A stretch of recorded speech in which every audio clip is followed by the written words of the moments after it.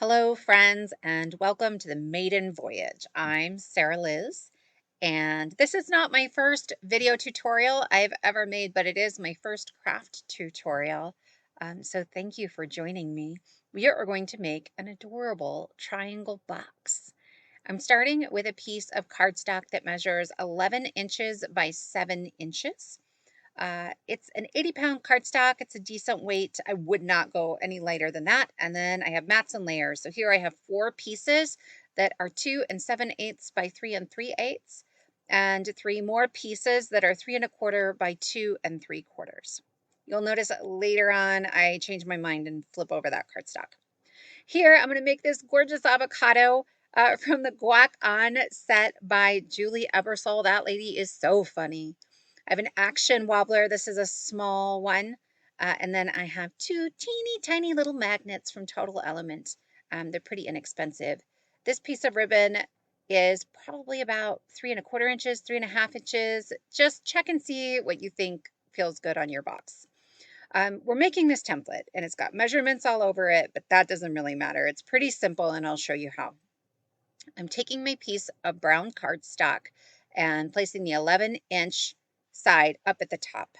I'm scoring at 3 1/2, 7, and 10 1/2. Then I'm going to rotate the entire thing 90 degrees clockwise. I'm going to score again at 3 and 6. Okay. Then I'm going to rotate the whole thing 90 degrees again, and then I'm going to flip it over. I'm going to make a couple of marks on the back side to make sure they aren't going to be seen on my finished box. I want to make a mark right in the middle of that rectangle, right? So it's 3 1/2 inches. So 1 3/4 of an inch would be the halfway point. And you'll look, I'm just counting, right? Maybe I could have written down, this is not my first box, but I count every time anyway. 1 3/4 of an inch through each of them. Okay. Then I am going to fold and burnish on all of those score lines. I'm about to forget one, that little tiny strip. I forget to burnish. My bad. You probably should do that. It will simplify things later. I'm using an ergonomic Teflon bone folder from Dress My Craft, you guys. It's amazing. If you do a lot of this kind of thing, you might look into that. So next, I'm going to draw lightly with my pencil to kind of show you. We're just using that tick mark at the top to cut out that triangle shape. You do not need to draw it in. It's totally not necessary, but I thought it would make it easier for you to see what's about to happen in my trimmer here. I'm folding along those score lines so that when I open it up, you'll see it's actually really easy to get those those cuts that look a little complicated. I'm trimming off the end there, but then I'll go through and I will cut on the next score line to cut out the larger triangle.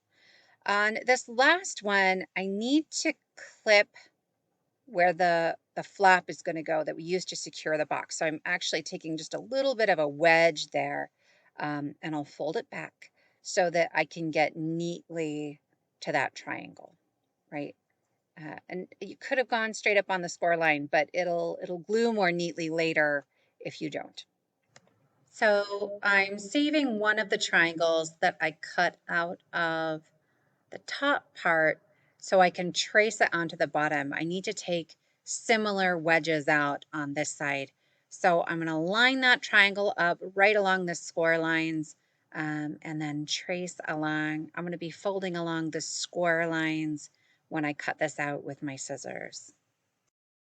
On this one on the far left, I'm really just tracing one of them because I'm going to fold along the score lines again for fewer cuts because I'm a lazy crafter. You know, keeps it fun. So I'll start right there on the corner and I'm just going to trim along each of those like we did before. These are small enough that it really was easier to use my scissors than it was to bring my trimmer out again. I'm going just inside that pencil line to make sure that we're not going to see any of that. Again, that skinny little piece is going to be your flap. So I took just a little wedge. I'm mitering the cut to make sure that we're not going to have that hanging out when we go to glue everything together. So that's the basics of the box, right? And here we have mats and layers. There are 4 pieces of this back pattern paper, and you'll see what we're going to do with the extra.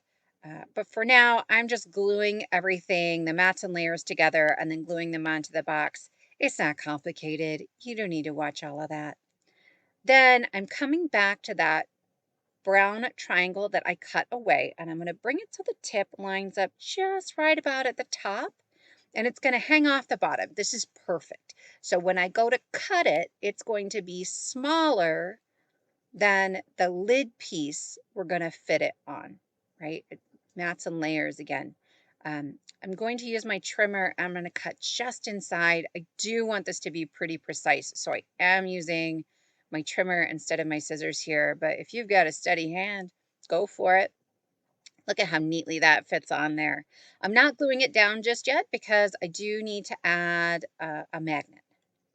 I've added some score tape to the little flap, and I'm dry fitting all of those triangles together to make sure everything lines up neatly. Honestly, I should have dry fit it first.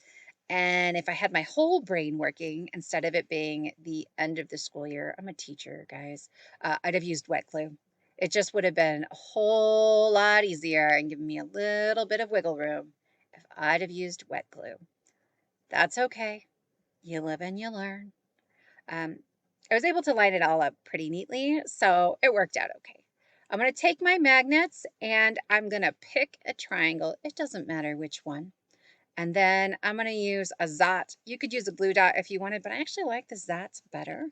And so I'm picking that up with my magnet, and I am going to put it into the corner of one of those triangles. I want to keep it in a little bit, not towards the edges, because when I secure the other magnet, I want to make sure that white on white patterned paper is going to cover it up completely, and that I'll be able to secure it pretty easily with my glue. Okay, so I'm folding everything shut, and I'm checking with my magnet to see where it's going to go and to make sure I know which side of my magnet to glue down. So I'm going to use one more Zot and secure that to the top of my box. And right about here is where my husband came in, and I was like, I'm making my first video, and he just backed very quietly out of the room. Not that I had volume on, right? Okay. One more tip as you are securing things to the lid of that box, don't press down, right? Lift the flap of the box because otherwise you're going to end up with your triangle pieces all the way inside your box. And that can be a real challenge to dig out of there, especially if you've already glued the bottom pieces shut. Next, I'm going to take my little avocado. We named him Harold, my 7-year-old and I. He had some other crazy names too, but I told him I was going to mess those up on camera. So Harold it is. And I'm using a small action wobbler. I doubled up all the cardstock here since he is kind of suspended, especially those arms and legs. I didn't want anything to happen to them. And then I'll take off the release paper and add him to the top of my box.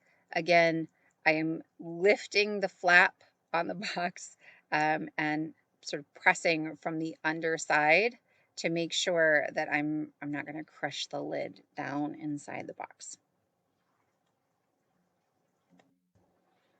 Next, I'm going to flip the box over and I'm going to secure the bottom flaps. You could just sort of fold them like normal, but I really like the look you get when you've got one flap over, one flap under on each of them. There's something like beautifully geometric-y that happens, and I couldn't help myself. So I'm just using the tip of my glue bottle and sort of squeezing it in there and hoping it doesn't go everywhere.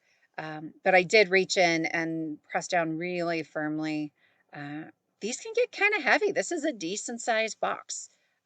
So that way everything's good and secure.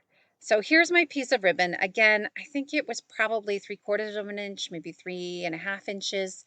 And I'm adding, again, some score tape because I want to make sure this holds really securely on my box. If I were smart, I would have dry fit the ribbon to make sure I knew which way everything had to go to fit up neatly. right? There's sort of an angled cut on each end of the ribbon.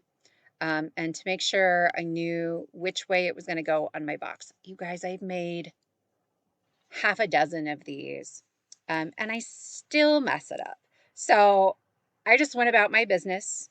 I added more score tape, right? It's right about here. I'm like, oh, I should have done that inside out. I'm going to flip it inside out. It's going to work just fine. But my ribbon doesn't really have a top or a bottom. It didn't matter. If your ribbon has a top side and a bottom side, make sure you know which way it needs to go into the box before you start gluing things together. So I flip it around and I tuck it right underneath that corner. I was all frazzled at this point, so I tucked it a little further than I really needed to. I might have let that hang out just a little further. It might have been easier to open the box, but it works great anyway, right? Doesn't need to be perfect. I'm a little type A, if you haven't been able to tell, right? And so now you have this little handle to open the box that is super great. When I gave them to people and they didn't have the handle, they got a little like turned around. I'm not sure how to open this, so the handle can be helpful. Off camera, I stamped and embossed a couple of sentiments from the Guac On stamp set, but you know how to stamp and you know how to emboss, so I didn't feel like you needed to watch me do all that. I felt like the video was getting long. Anyway, thank you so much for joining me at making this lovely little box. It's big enough to hold a gift card. It's big enough to hold lots and lots of Starbursts and other chocolates, fun-sized candy bars. If you like the video, please like, maybe subscribe. I might make something else. Find me on Instagram. I'd really appreciate it. Have a wonderful, awesome day.